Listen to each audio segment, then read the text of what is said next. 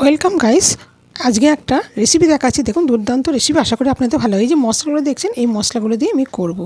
তা হঠাৎ ছেলে বললো যে আমি একটু মা আমায় একটু চিকেন করে দেবে। তা আমার কিছু চাই না, আমার পাতলা করে ঝোল করে দাও। তো চটজলদি রান্না করার জন্য তো ব্যবস্থা করতে হয় তাড়াতাড়ি করে। তা কী করবো, তাড়াতাড়ির জন্য আমি তাড়াতাড়ি আগে চিকেনটাকে ভালো করে ধুয়ে এর মধ্যে এই যে মশলাগুলো দেখছেন দই দিয়ে একবারে সব, আর পেঁয়াজ রসুন সব একবারে সমস্ত কিছু দিয়ে ম্যারিনেট করে আমি একটু সর্ষের তেলও দিয়ে দিলাম।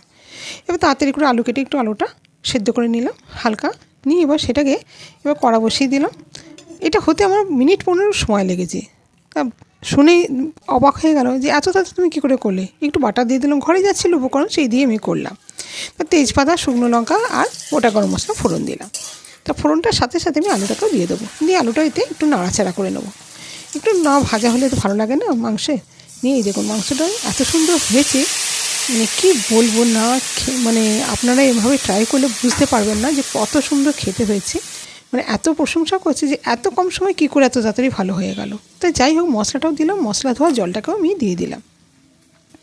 দিয়ে একটু ফুটতে, যেহেতু আলুর ঝোল একটু রাখতে হবে বলে সেই জন্য একটু ঝোল ঝোলে রাখতে হবে, তাই নুন দিয়ে দিলাম। একটু মিষ্টি মিষ্টি তো আগে দিয়েছি।